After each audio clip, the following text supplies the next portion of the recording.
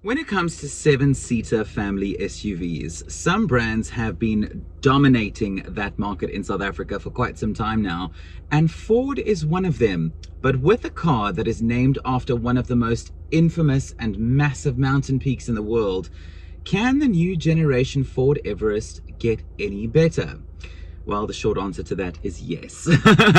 I'm Dean Friederich. Welcome back to my channel, or welcome if you're here for the first time. I'm driving the all-new Ford Everest. Let's take a look.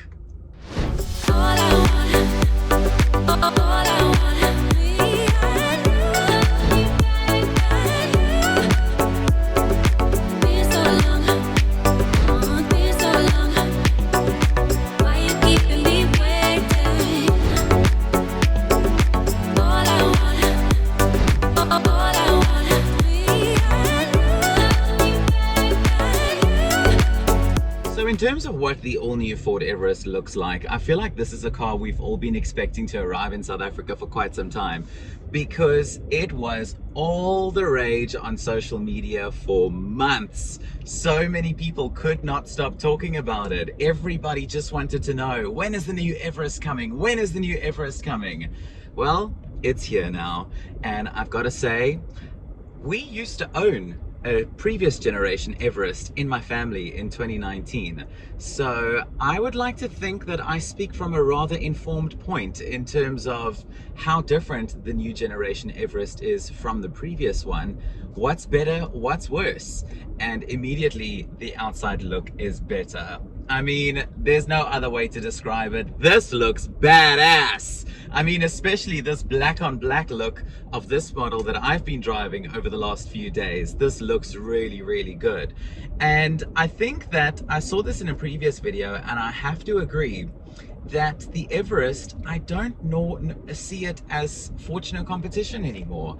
I see this and I compare it to something like a Land Cruiser or a Prado, because of how much bigger and how much more luxurious it is. From the outside and from the inside, this is a massive, massive step up, and just absolutely awesome.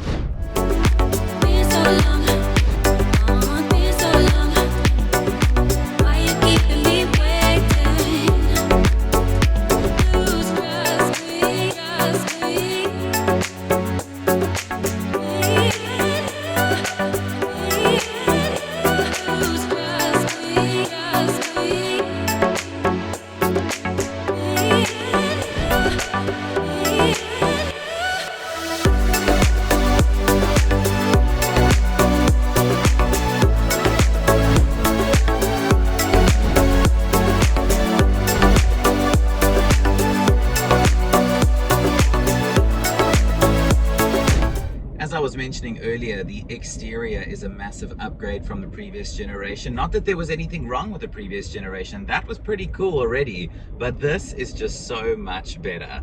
One of the things that a lot of people have been talking about with the interior of the new Everest is this giant 12-inch touchscreen infotainment system, which is like almost the same size as my laptop screen. My laptop is a 13-inch screen, so it's like they've taken my laptop, just moved it to portrait landscape and shoved it into the dash, and all your functions for the new Everest are inside here. You have integrated navigation, you've got wireless smartphone integration, climate control, aircon, which by the way has separate fan settings for the third row right at the back, which I think is quite nifty. And pretty much anything and everything that you can think of which would be in an infotainment system is in here. So it's nice to know that not only does it look big, but it has a lot of very big functionality as well. And in terms of the rest of the interior, I really like it. I mean, you've got really nice feeling material here on the doors, on the dash as well, although you won't really touch the dash all that much. The center console as well does feel very, very nice and comfy.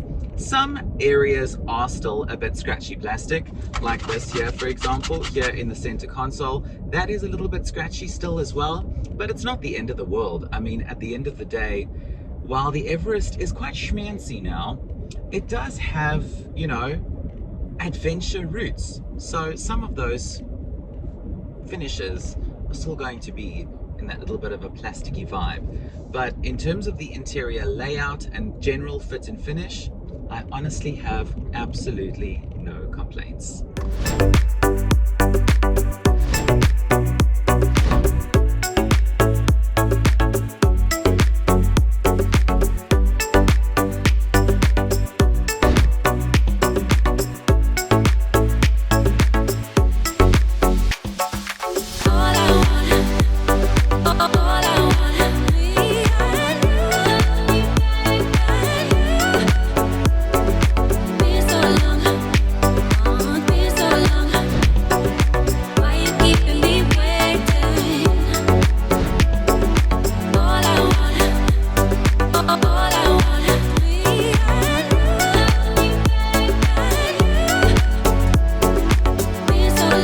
So the model that I am driving, or have been driving over the last couple of days, is the Everest Sport. So at the moment, at launch, the Everest is only available in South Africa in two different models. You have the Sport and you have the Platinum. This Sport is powered by a 2-litre bi-turbo diesel engine. That sounds very familiar. The previous generation Everest Limited had that engine as well. And this engine gives you 154 kilowatts of power and 500 newton meters of torque. That is then mated to a not 6, not 7, not 8, not 9, but a 10-speed automatic transmission, which is awesome for long distance driving. I mean, a car like this is something that you're going to go on a holiday with, or go on a weekend away or something like that. So I mean, with 10 gears you really can cruise very comfortably on the open road at pretty low revs, doing decent speeds. So that 10-speed box, I'm so glad that that has come over from the previous generation Everest onto the new generation, because I really enjoy that gearbox. You then also have a whole bunch of different driving modes as well, which range from normal to eco. There's a towing driving mode. There's one for going through sand, through mud, slippery surfaces, like maybe if you're going to go up into the mountains in the winter where there's snow, that sort of stuff. So the Everest kind of wants to go anywhere you want to go, regardless of what that terrain is. This Everest is ready to do that. And this 4x4 then also has 2 high, 4 low driving modes for off-roading as well.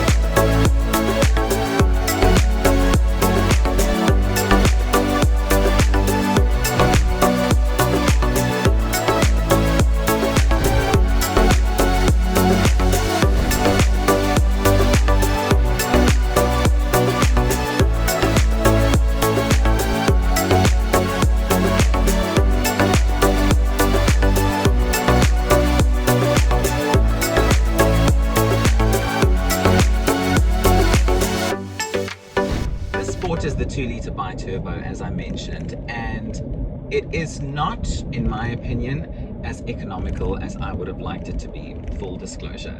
So Ford South Africa claims a combined fuel consumption cycle. Oh, here comes a previous generation Everest. Just went past me. So Ford South Africa claims a combined average fuel consumption of 7.5 litres per 100 kilometers.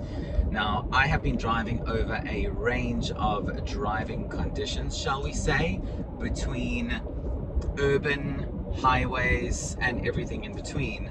And the best fuel consumption that I was able to get was 9.5 litres per 100 kilometers, which is a bit of a bummer because I was really hoping to achieve that quoted figure. It would have been really nice. Granted, the new Everest is a pretty big boy and pretty heavy as well. So if you take that into consideration, I suppose the fuel consumption is not that bad. I would have just liked it to have been a little bit lower. And in terms of the safety in this car, it is a very long list. I mean, I have got a spec sheet over here that Ford South Africa was very kind enough to give me when they gave me this car on test. So thank you very much, Ford. It was a massive help. Let me actually pull over because I think I might just get in trouble for reading too long while I'm supposed to be on the road. So let me pull over and then I can actually take you through these safety features in some more detail.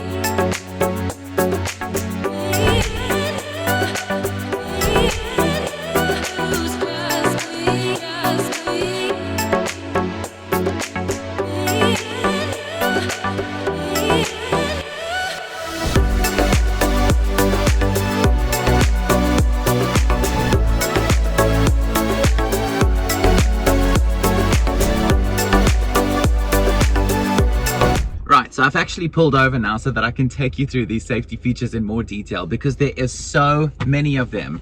So, trusty spec sheet, here we go. Ahem.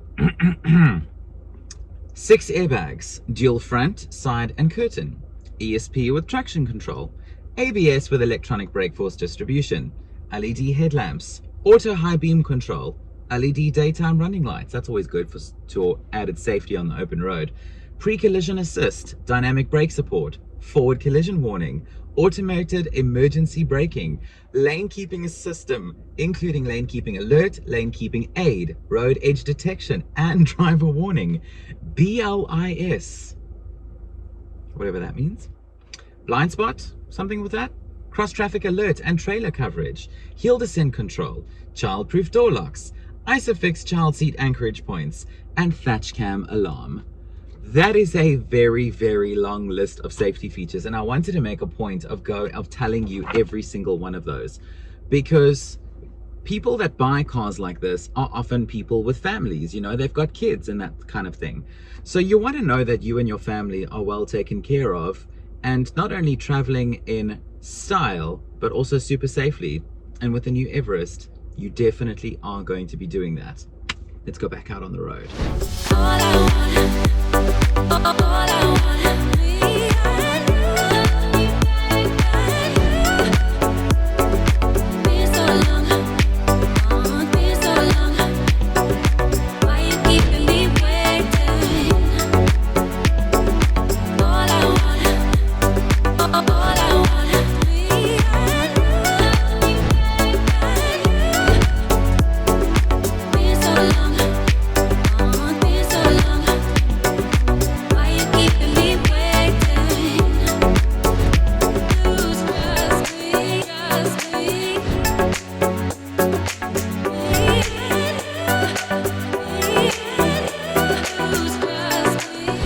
Now, so far during this video, I sound like I am raving, you know, berserk about the new Everest. And for the most part, I am, don't get me wrong. But there are also some things about this car that I do think were either missed opportunities, careless oversights, or some things that I do think were just plain lazy. Speaking of plain lazy, the position of the start-stop switch, I feel like that was laziness, because, you know, if this was a car that did not have auto stop start, that is where, you know, you would put the key in the ignition to start the car. And it's like they just took the normal conventional ignition out and just chucked the start stop button in there. It's like, you didn't want to maybe, like, I don't know, nice little spot here on the dash to put it here, or maybe here, or here, something, maybe even like a funky spot here in the center console. Didn't you maybe want to do that? No? Okay, cool. with this being the Sport, right? Another thing where I'm like, this is a bit of a missed opportunity. This has got the much more sportier look with the blacked out grille, the darker Ford badges even, the black rims, that kind of stuff. The Sport stitching on the seats and this dark interior. I think that the headliner could have been a dark color as well, just to add to that sportiness. I think that might have been a bit of a careless oversight as well. Something else where I'm like, why did you or did you not do this, is, oh, excuse me, a sunroof. Especially with a family SUV, you know, when you're driving and you've got kids in the back seat, it's nice to have a sunroof for the kids to look at the clouds or look at the planes that come past and things like that. You know, children are very interested by that kind of thing. I would imagine with the Platinum you probably do have that though. But there aren't really all that many niggly bits, but there are one or two, well, I think I just mentioned three, about this car where I'm like, oh, you could have taken an extra little step further, but they didn't. Not to say I think this is a bad car, because I think it's really awesome. There are just some very weird little things about it that I don't quite get.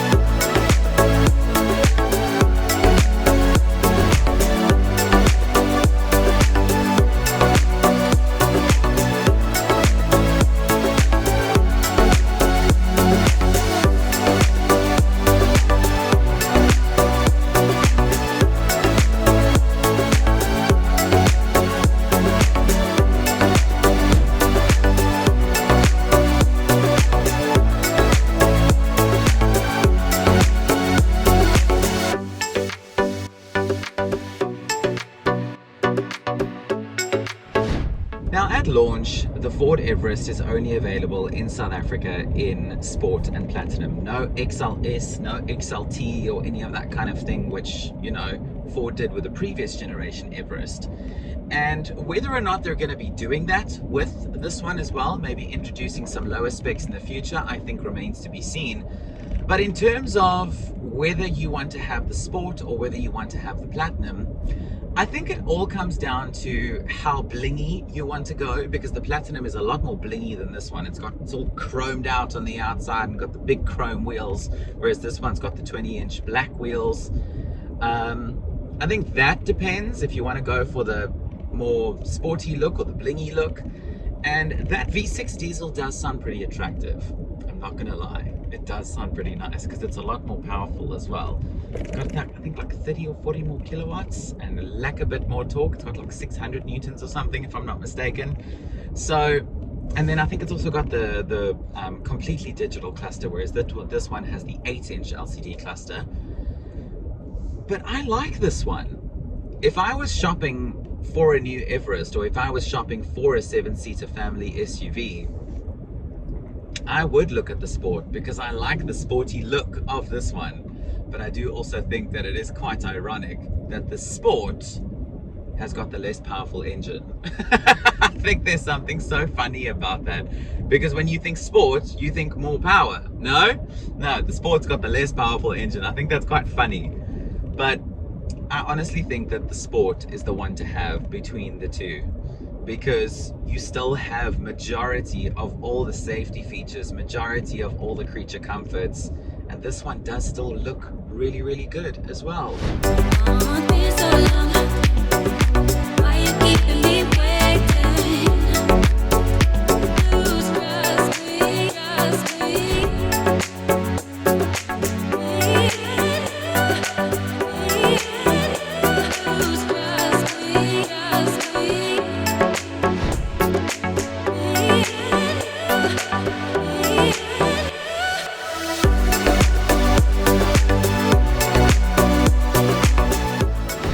So at this point in the video, you might be wondering, if you haven't found out already, just how much a brand new Ford Everest is going to cost you.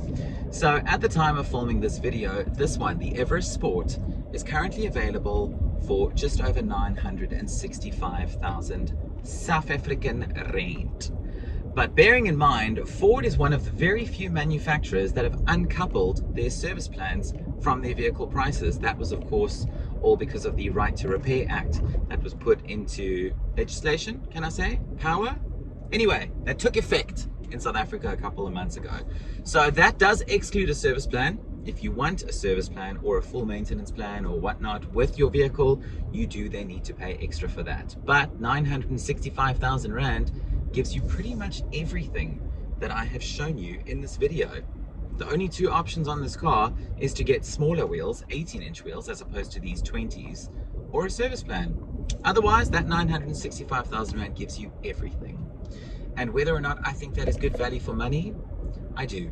Because I would honestly, confidently say that the Ford Everest is now a full-on luxury SUV from Ford.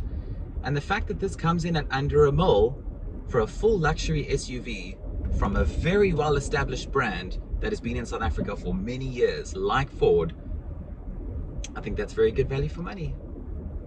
I'm Dean Friederich. Thank you so much for coming to hang out with me and with the brand new Ford Everest today.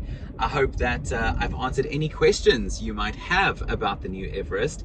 If you do have questions, leave them in the comments down below and I will gladly get back to you. Please don't forget to like this video, subscribe to the channel if you haven't already. Please consider subscribing so that I can see you on my next video and hopefully help you along with your car buying process or car buying journey. I am off to enjoy the rest of my afternoon here in this beautiful mountain road here in Stellenbosch in the Western Cape, and I will see you again very soon. Bye.